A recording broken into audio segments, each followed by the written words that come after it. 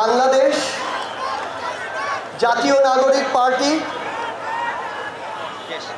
1947, 1952, 1971, 1971-এর পরে এই একবিংশ শতাব্দীতে নতুন আরেকটি অধ্যায় 2024। আমরা এখানে এই 24-এর অভ্যুত্থানে ফ্যাসিস্ট বিরোধী যে লড়াই করেছি, খুনি হাসিনার বিরুদ্ধে আমরা যারা ঐক্যবদ্ধভাবে লড়াই করেছি, বাংলাদেশের ফ্যাসিস্ট বিরোধী সকল রাজনৈতিক দলের মতের, ধর্মের, বর্ণের, বয়সের যে মানুষ আমরা আজকে এখানে ঐক্যবদ্ধ হয়েছি, আমরা প্রথমেই কৃতজ্ঞতা জানাতে চাই বাংলাদেশের ফ্যাসিস্ট বিরোধী লড়াইয়ে যত রাজনৈতিক দল ছিল যারা আজকে এখানে উপস্থিত হয়েছেন, আপনাদের প্রতি আমাদের অন্তরের অন্তঃস্থল থেকে কৃতজ্ঞতা। আমরা শুধু আপনাদেরকে একটা কথাই বলি, একটা অনুরোধ করি, আমরা বিশ্বাস করি যদি ওই 5 অগাস্টে খুনি হাসিনা জান নিয়ে পালিয়ে যাওয়ার পরে আমরা এই বাংলাদেশ নিয়ে যে স্বপ্নগুলো দেখেছিলাম সেগুলো আমরা বাস্তবায়ন করতে চাই, তাহলে আমাদের এই রাজনৈতিক দলগুলোকে ঐক্যবদ্ধভাবে কাজ করতে হবে।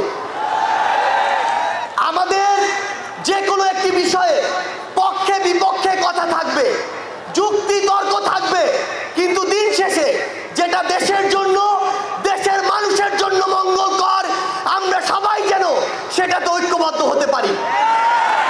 আমরা বিশ্বাস করি আমাদের এই রাজনৈতিক দলগুলোর মধ্যে যদি এই মিউচুয়াল রেসপেক্টটা থাকে, আগামীর বাংলাদেশ হবে অপ্রতিরোধ্য বাংলাদেশ। আমরা আপনাদেরকে অনুরোধ করি বাংলাদেশের সরকারি যত কর্মকর্তা কর্মচারী আছে তারা যেন আর তাদের দায়িত্ব পালন বাদ দিয়ে তোষামোদির রাজনীতিতে লিপ্ত না হয়। আমরা অনুরোধ করি বাংলাদেশ পুলিশ নামক যেই প্রতিষ্ঠানটিকে খুনি হাসিনা ধ্বংস করে দিয়েছে, সেই প্রতিষ্ঠানটি যেন কাজের মাধ্যমে তার গৌরবটি আবার ফিরিয়ে আনে। আমরা আপনাদেরকে অনুরোধ করি সরকারি সকল অফিস আদালত যত কিছু রয়েছে, সে পুলিশ হোক, বিচারক হোক, আমলা হোক, দয়া করে জনগণ থেকে হাত পেতে ওই ঘুষের টাকা নিবেন না। দয়া করে জনগণের জন্য, জনগণের সাথে সামান্য স্বার্থের জন্য এই অন্যায়গুলো করবেন না। আমরা আপনাদের সামনে অনুরোধ করতে চাই এই রাষ্ট্রীয় প্রতিষ্ঠানগুলোকে খুনি হাসিনা নিজ হাতে ধ্বংস করে দিয়ে গিয়েছে। সকল রাজনৈতিক দলকে ঐক্যবদ্ধভাবে এই প্রতিষ্ঠানগুলোর সংস্কার করতে হবে। এই প্রতিষ্ঠানগুলোতে যেন সেই মানুষটি বসে যেই মানুষটি দেশ এবং মানুষের জন্য ভালো, সেই মানুষটি নয় যেই মানুষটি আমার মাইম্যান।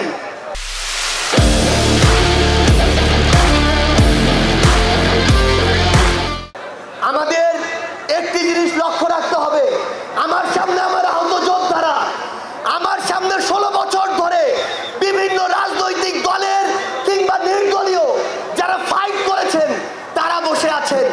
আমার সামনে আমার শহীদ পরিবার রয়েছে। এই প্রত্যেকটি গুম, খুন, বিচার বহির্ভূত হত্যা, এগুলোর বিচার যেন আমরা ঐক্যবদ্ধভাবে করি। এই খুনি হাসিনার বিচার যেন আমরা ঐক্যবদ্ধভাবে করি। একটা জিনিস মনে রাখতে হবে, নিজেদের সামান্য স্বার্থের জন্য যেন কোনো অপরাধী ছাড় না পেয়ে যায়। কোনো অপরাধীর জন্য সুপারিশ নিয়ে আমরা যেন থানায় না যাই। কোনো অপরাধীর জন্য সুপারিশ নিয়ে আমরা যেন কোনো বিচারকের কাছে না যাই। এই নতুন বাংলাদেশে ধ্বজভঙ্গ ওই শিক্ষার সিস্টেমগুলো, এই কারিকুলামগুলো আমাদেরকে ঠিক করতে হবে। এই বাংলাদেশকে বাংলাদেশপন্থী হিসেবে গড়ে তুলতে হবে। আমরা আপনাদের কাছে অনুরোধ করি আগামী যে বাংলাদেশ আমরা স্বপ্ন দেখি, সকল রাজনৈতিক দল যদি ছোট ছোট স্বার্থগুলোকে এক পাশে রেখে ঐক্যবদ্ধভাবে কাজ করি, তাহলে সেগুলো আমরা বাস্তবায়ন করতে পারবো। এই মঞ্চ থেকে আমরা যেন এই শপথটুকু নিয়ে যাই, এই ছোট্ট জীবন সৃষ্টিকর্তা যাদেরকে গুরুত্বপূর্ণ দায়িত্বগুলোতে রেখেছেন, এগুলো তাদের কাছে আমানত স্বরূপ। আমরা যেন এই ছোট্ট জীবনে এত বড় দায়িত্বের আমানতগুলো দয়া করে খেয়ানত না করি।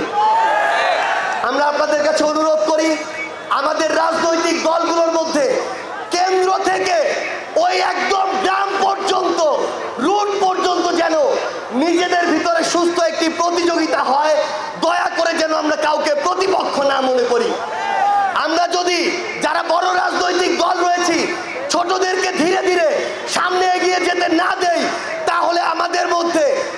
ধীরে এমন একটি মানসিকতা আসবে, যেই মানসিকতা হয়তো আমাদেরকে ধীরে ধীরে একটি স্বৈরাচারী আচরণের দিকে নিয়ে যেতে পারে। আমরা যেন সব সময়, আমি সহ আমরা সবাই খুনি হাসিনাকে দেখে যেন শিক্ষা নেই। আমরা আপনাদের কাছে অনুরোধ করি, আগামীর বাংলাদেশকে আমরা ঐক্যবদ্ধভাবে গড়ব। এবং একটা জিনিস শুধু মনে রাখবেন, দিন শেষে দেশ এবং মানুষের স্বার্থকে সবার আগে রেখে যদি আমরা এগিয়ে যেতে পারি, তাহলে আমাদের কাঙ্ক্ষিত বাংলাদেশ সম্ভব। আপনাদের সাথে লড়াইয়ের রাজপথে অথবা বিজয় দেখা হবে। সব সময় বাংলাদেশের এই নতুন আজ যে পার্টিটি জন্ম নিতে যাচ্ছে, সেই পার্টির সাথে থাকবেন, সমর্থনে থাকবেন, দোয়ায় রাখবেন। আপনাদের সাথে আবারও দেখা হবে রাজপথের সংগ্রামে অথবা বিজয়ে।